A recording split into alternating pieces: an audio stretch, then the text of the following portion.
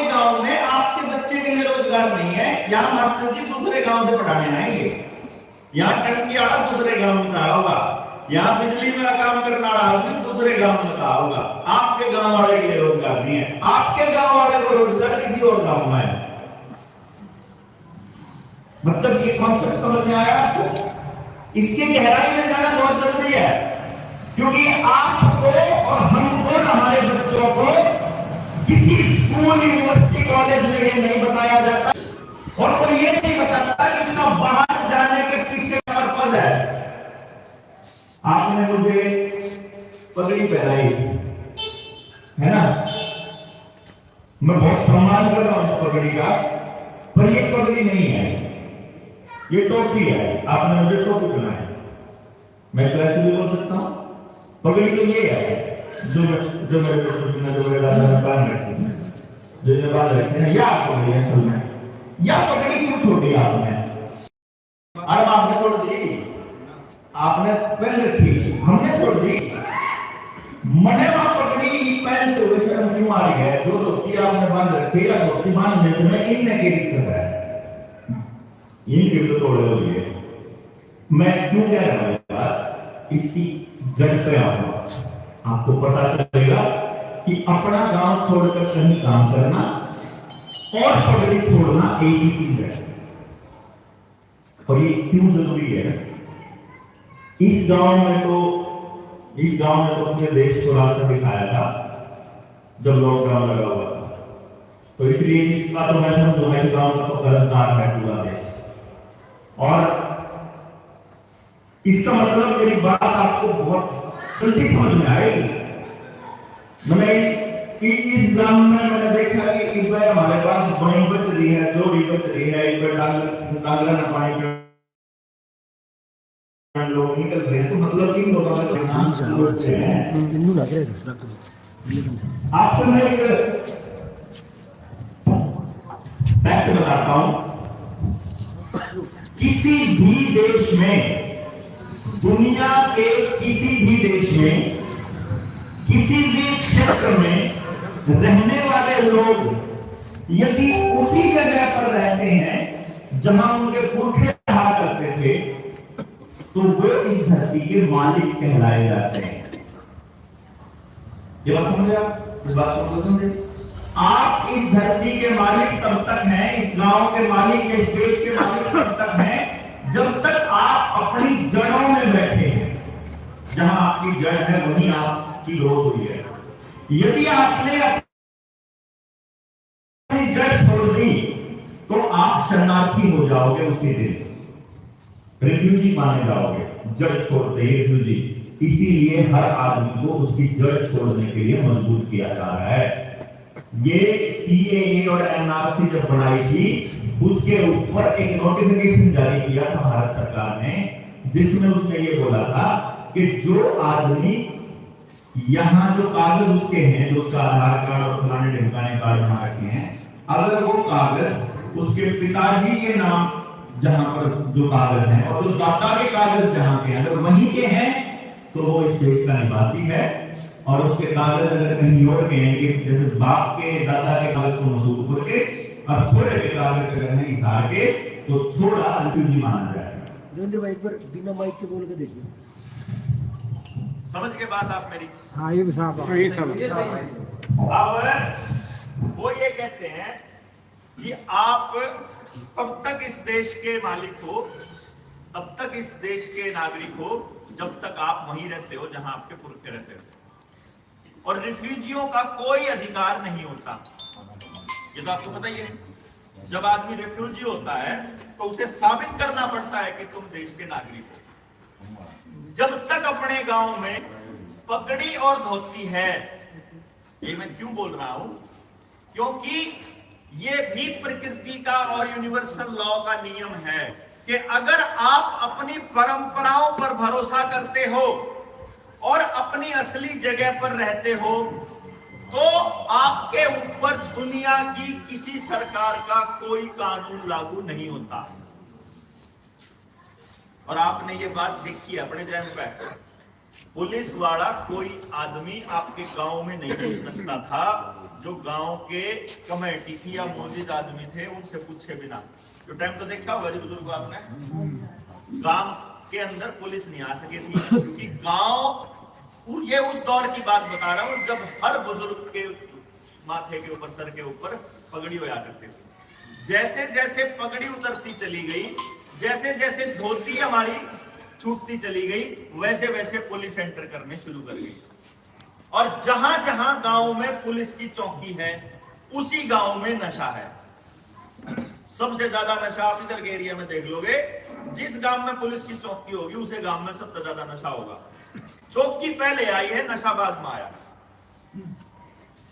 आप देख लो कैलकुलेट करके, आप पूरा डाटा निकाल के देखो, चौकी का दायर नशा करता बताना शुरू होया, आपको पता चलेगा। और गांव के हर बच्चे को पता है कि गांव में नशा किसके पास मिलता है और कौन सा नशा किसके पास मिलता है। सीआईडी को भी पता, पुलिस को भी पता, सरकार को भी पता, प्रशासन को नहीं पता। ऐसा क्या है कि वो नशा नहीं रुकता है। हम रांची गए हुए थे, झारखंड के वहां कुछ इलाके हैं जहां कबीलियाई लोगों ने, ट्राइबल लोगों ने वहां पुलिस वालों की और फौज की और सरकार की एंट्री बैन कर रखी है। वो ये कहते हैं कि यहाँ कोई एंट्री नहीं होगी, हमारे जंगल हैं, हम मालिक हैं यहाँ के। अब वहां अडानी क्या कहता है कि तुमको रहने के लिए बढ़िया जगह देंगे, बढ़िया फ्लैट देंगे, तुम यहाँ क्या सड़ी हुई जगह पे रहते हो, ऐसे सड़े सड़े कपड़े पहनते हो, तुमको बढ़िया बाबूजी बना के वहां नौकर रखेंगे तुम्हारे बच्चों को, तुम शहर चलो। और उनको पता है ना, हमको पता है हम मालिक है यहाँ, हमको पता है इन जंगलों के अंदर सोना है, कोयला है, एल्यूमिनियम है, मतलब लोहा है, सब कुछ है। क्योंकि उन कबीले वालों को पता है कि दुनिया का कोई कारोबार, कोई भी कारोबार बिना जमीन के नहीं हो सकता। हो सकता है कपड़ा चाहिए, कपास चाहिए, जमीन चाहिए, दूध चाहिए, डांगर चाहिए तो जमीन चाहिए, लोहा चाहिए, साइकिल चाहिए, कार चाहिए तो लोहा चाहिए, लोहा चाहिए तो जमीन में तो निकलेगा। रबड़ जहां से निकलेगी वो जमीन से निकलेगा। आपको कोई भी चीज रखो, आप सोना हो, कोयला हो, रुपया हो, बिजली हो, पानी हो, जो भी चीज चाहिए वो पानी, वो बिजली, वो कहां से आएगी?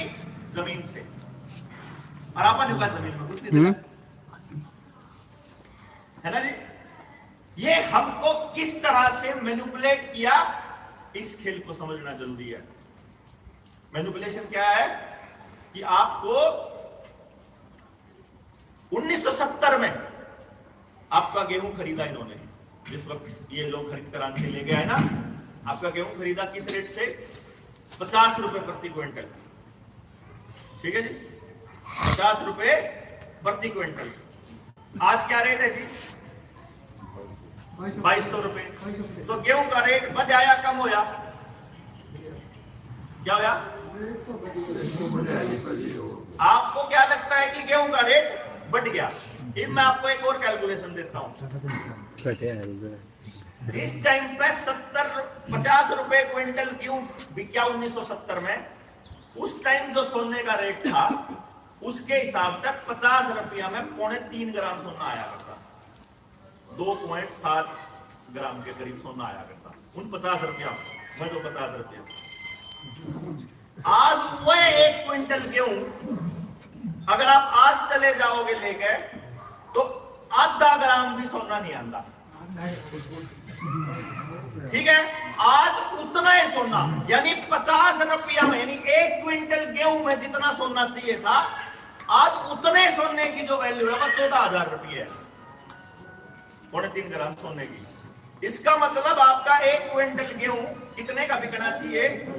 अगर रेट बढ़ा होता तो ये 14,500 का बिकता आपका 1 क्विंटल गेहूं। इसका मतलब रेट बढ़ा नहीं है, घटा है, लेकिन दिखा बढ़िया होया। इन दूसरी कहानी सुनो, ये मैं आपको इसलिए बता रहा हूं, ये आपके साथ किया जा रहा है प्लानिंग के तहत, और इसको सुधारना पड़ेगा प्लानिंग के तहत। एक बार समझ में आ जाएगा जब तो गेम समझ में आओगा, जब तो काटांगे आप उसकी, इनका खेल समझ में आओगा। दूसरी चीज समझो, किसान ने टमाटर बोया, ये रेट बिका जी टमाटर? मंडी में ज्यादा से ज्यादा 5 रुपये, 1 रुपये किलो जी, 1 रुपये किलो, एक भी बिका 5 भी बिका।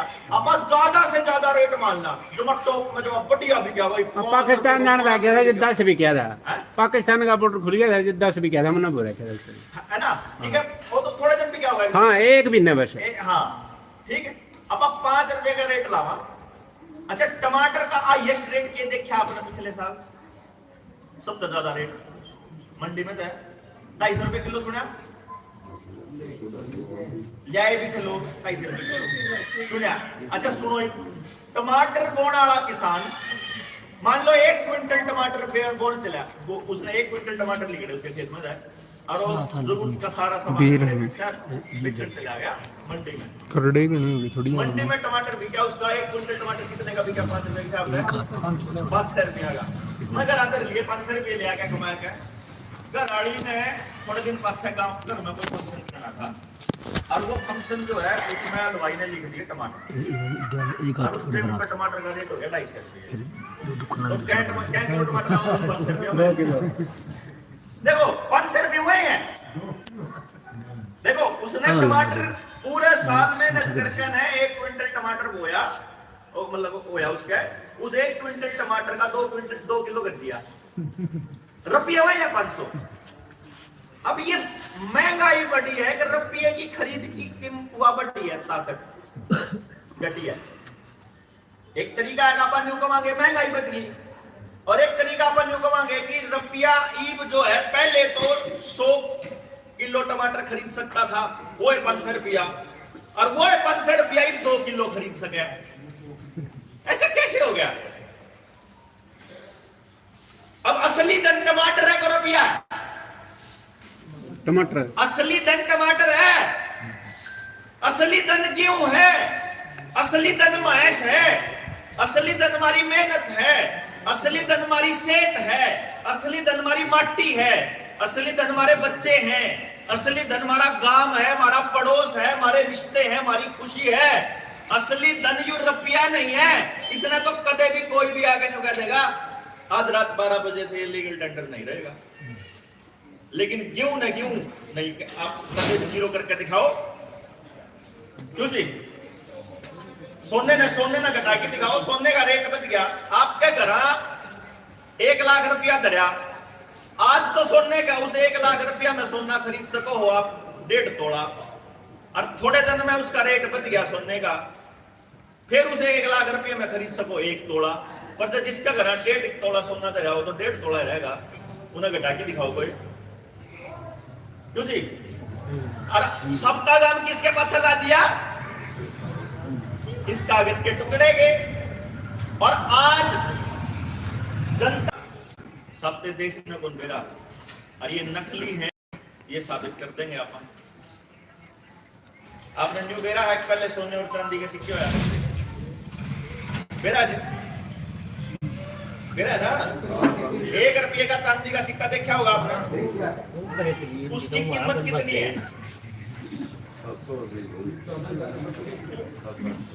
न्यू करियो, अगर टेस्ट करना हो मेरे पत ले लियो, मार दो पड़ेगा यहाँ पे, आशीष तो रपता आ जाएंगे। हर जगह घर रहा हो तो एक बार बैंक में ले जाइए और पूछ लो कितने रुपया मिलेगा। 1 रुपये मिले वह उस पर लिखा हुआ है वो 1 रुपया है। कागज का भी 1 रुपया 1 रुपये में चल रहा है, और लोहे वाला भी 1 रुपये में चल रहा है, और चांदी वाला भी 1 रुपये में चल रहा है। बैंक की तरफ से वो 1 रुपया उसकी कीमत है। पर बाजार में जाओगे तो जो लोहे वाला कागज वाला है उसमें तो मिलेगी 1 टॉफी, और किसी वस्तु के मूल्य को मापने का मापक है तो वो खोजना शुरू करा हमने, और आरबीआई में कागज पाए। इसके आरबीआई में जो कागज पाए उन कागजा में वह आज भी लागू है। बुजुर्गों जो मैं बात कहने लगा रहा हूं उसको ध्यान से सुन लेना।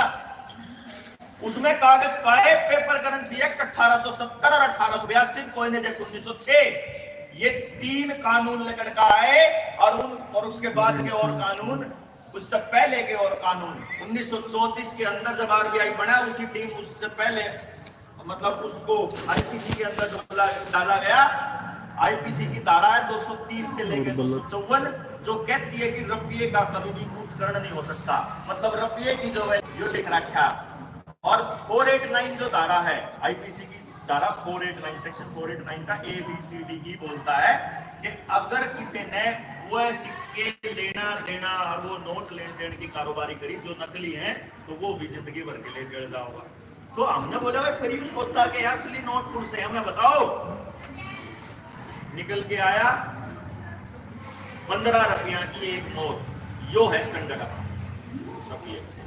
नोट तो सुना होगा क्यों या करती मोर यो बन मेरा।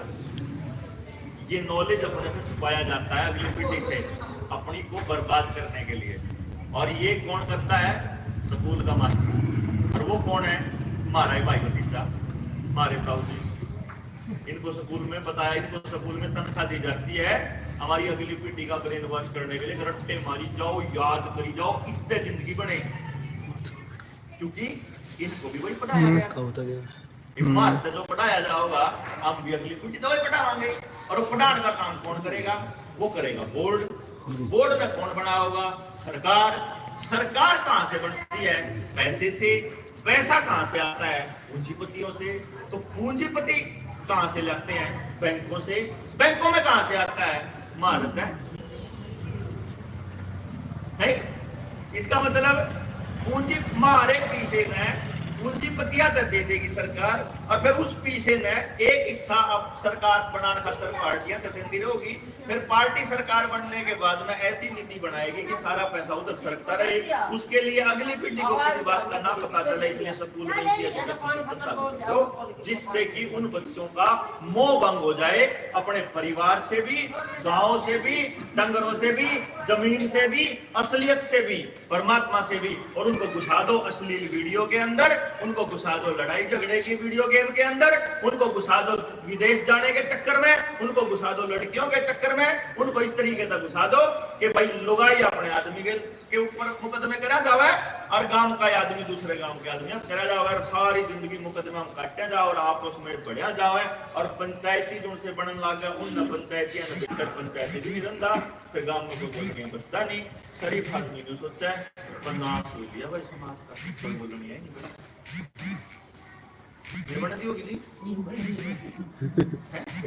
शरीफ आदमी चुप हो गया। अब यह न्यू बन गई, यह करी किसने? करनिया भी मारा किसका कोई पाओगा। ये क्या करते हैं? ये देखें कि ये बैठे थे लोग पंचायत में, इवाड़े बैठे थे जो लोग, इनमें तो ज्यादा गुस्सा न बेरा है, ज्यादा ज्ञान किसना है? अच्छा इन सारा ज्ञान तो मान लो न्यू का भाई चल मैं न्यू का भाई मैं बोलने लग रहा सारा न बताने लग रहा तो फिर बोला रहे ज्ञान हो। एक काम करो, इसने यहाँ इस पब्लिक ते न्यू का जो अब भैया पब्लिक न्यू का देगी तो इलेक्शन लड़का तोड़ जा और तो ठीक करिए और ओड़े जान दे और फिर कोई नहीं करता। ऐसा क्यों? क्योंकि अपने को अपनी शिक्षा के अंदर ये बताया गया कि भाई धर्म जो है ना उसका रूप बिगाड़ के आपके बीच डाला गया। मतलब पंथों को, संप्रदायों को धर्म बोल दिया इन लोगों ने। कितना बड़ा गेम खेला ताकि आदमी धर्म से ही विचलित हो जाए। इन्होंने परमात्मा को स्वरूप दे दिया, जैसे ही परमात्मा को स्वरूप दे देंगे आदमी कंफ्यूज हो जाएगा। क्यों जी? और आदमी कंफ्यूज तो आपस में बहस करने लगेंगे, एक कहेगा परमात्मा है। अरे बात को नहीं, बात यह है कि करना के अपना धर्म क्या है, अपना कर्तव्य क्या है। तो वो क्या देखते हैं कि इन सारे लोगों में से लालची कौन है? लालची आदमी को पकड़ो। लालची आदमी का इस्तेमाल क्या करना है, लालची आदमी से क्या करवाना है वो मैं आपको बताता हूं। अभी सोने पे आते हैं, 15 रुपए की और भी बताऊंगा कि है, मैं बीच में जाने के रोक रहा हूं। सुंदरी उस बात में सुनार अपने हर गांव में आया करता बेरा होगा आपने, और सुनार को सिक्के बनाने की परमिशन थी।